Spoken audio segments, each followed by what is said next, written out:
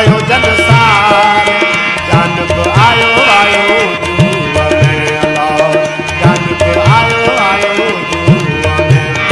ओ sir क्यों कयो श्रृंगार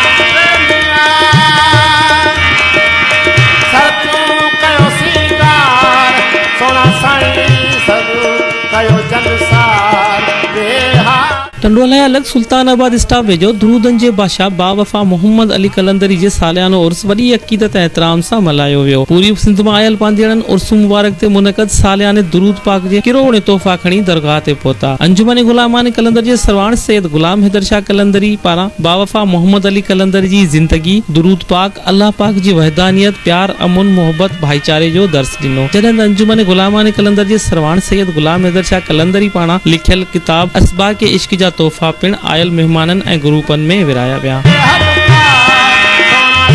हर झंड वञी बाबा साईं जे हुकुम ते हिकु हिकु माण्हू वटि वञी उहो पेश पियो ऐं उनखे सम्झाए हिकिड़े पॉइंट ते उन्हनि खे आमदा कयो।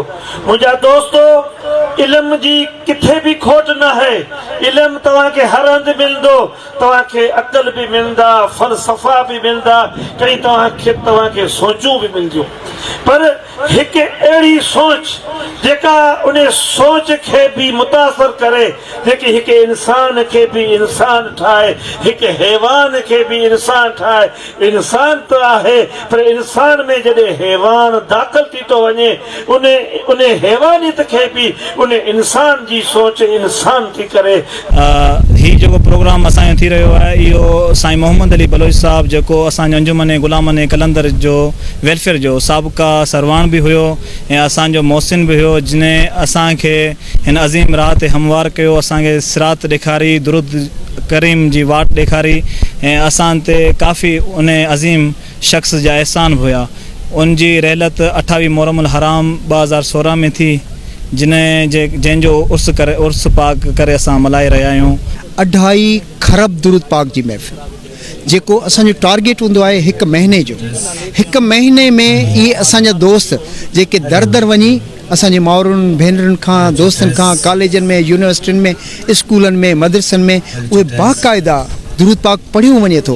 अॼु जे जवान जो ही ॾियारो मल्हायो पियो वञे, जंहिंमां पूरी सिंध पंजाब मां लखें कलंदरी पिया अचनि। इहो उहा हस्ती आहे साईं मोहम्मद अली बादशाह जे पंहिंजी सिंध मां कुंड कुंछ मां दुरूद पाक पढ़ाया।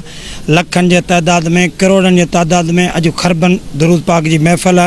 हर जेको सिंध जो नौजवान जेको नशनि में दोतो, जेको ग़लति फैली में हो, बदकारियुनि में हो, अॼु अल्लाह साईं लखें करोड़े एहसाननि साईं गुलाम हैदर शाह बादशाह जी महिरबानी सां, साईं मोहम्मद अली बादशाह जी महिरबानी सां उहो रोज़ दुरूद पाक पढ़े थो ऐं लखें दुरूद पाक असांजी सिंधड़ी सुवारी मां हुज़ूर करीम सल्लल्लाहु अलैहि वसल्लम जी दरबार में पुॼंदा। साईं हे सुहिणे मोहम्मद मुस्तफ़ा सल्लल्लाहु अलैहि वसल्लम जी दुरूद पाक जी महफ़िलूं आहिनि, इन जी रौनक़ूं रहमतूं हर माण्हू खे ख़बर आहे त छा थिए थो छा नथियूं थियनि।